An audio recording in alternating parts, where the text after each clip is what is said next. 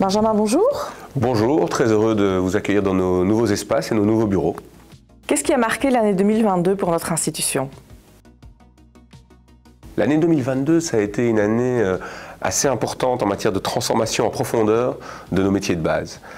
En matière de rénovation urbaine et donc de logement abordable, on a mis au point notre nouvelle formule d'amphithéose qui va vraiment révolutionner la manière de concevoir le logement abordable en région Bruxelles-Capitale.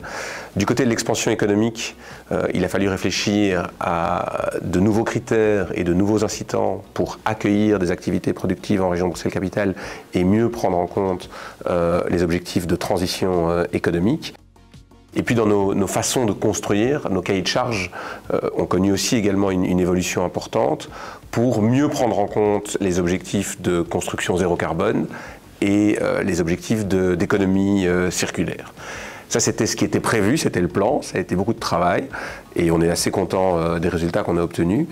Maintenant, il y a eu une perturbation tout à fait inopinée, inattendue, ça a été évidemment le conflit ukrainien et la sollicitation très forte de Citydev dans le cadre du dispositif d'urgence pour l'hébergement des réfugiés ukrainiens à Bruxelles.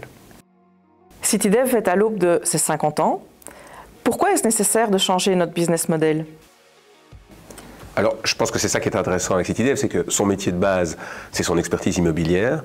Et puis, en fonction des défis que la société bruxelloise rencontre, elle doit s'adapter pour se calquer à ses objectifs. Par le passé, on l'a vu avec l'accueil de l'industrie ou avec le programme de rénovation urbaine dans les années 90. Bien, les défis, ils ont changé avec l'essor démographique, avec les nouvelles manières de travailler, les nouvelles manières de produire, tout ce que le Covid a bouleversé aussi dans nos sociétés. Et donc, il est très important qu'on soit capable à la fois de s'adapter rapidement, mais à la fois d'anticiper les changements sur le long terme. Donc, ces réflexions et ces adaptations du business model, c'est une manière pour nous de montrer que notre expertise est toujours élevée, mais ce qu'on fait pour Bruxelles, lui, est susceptible d'évoluer en fonction des besoins de Bruxelles et on est au service d'un gouvernement et donc on suit également ce que la démocratie finalement vient mettre comme défi pour Citydev. Quels sont les efforts déployés par Citydev pour évoluer vers la neutralité carbone? Alors, on a toujours été pionniers dans les nouvelles manières de construire en fonction des défis. Il est clair que le défi climatique, c'est probablement le plus grand défi auquel l'ensemble de notre société est confronté. Et donc, il est très très important qu'on puisse construire d'une manière qui soit positive pour la ville. C'est-à-dire qu'il faut être économe en énergie, et ça, nous, on l'est depuis très longtemps, depuis 2009, on construit de manière passive, mais on se rend compte que l'impact de la construction, proprement dit, est très important aussi au niveau du carbone. Parfois, d'ailleurs, il y a un impact net négatif de détruire un bâtiment et de le reconstruire, même avec des bonnes performances énergétiques. Donc c'est très important si on veut pouvoir continuer à construire, et je pense qu'il le faut pour rencontrer les besoins de la ville, de le faire d'une manière qui ne rejette pas trop de CO2 dans l'atmosphère.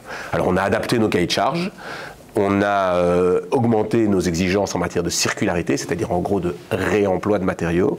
Et puis on va faire des expériences pilotes en matière de construction bois. Tout ça doit être intégré dans nos cahiers de charges. En tant que CEO, es-tu satisfait de ce qui a été accompli? Il ne faut jamais être trop satisfait, parce que sinon on s'endort sur ses lauriers. Donc il faut rester avec un niveau d'exigence, je pense, important. Ça, en tout cas, c'est un moteur de la façon dont on pilote cette entreprise depuis quelques années. Mais c'est vrai que quand on prend le temps de se poser et de regarder ce qui a été fait, les évolutions, la réelle transformation de ce que nous produisons, à la fois en qualité, mais aussi en volume et donc en quantité, c'est difficile de ne pas esquisser un sourire et de se dire qu'on travaille quand même pas mal ici. As-tu un petit mot à rajouter pour les équipes?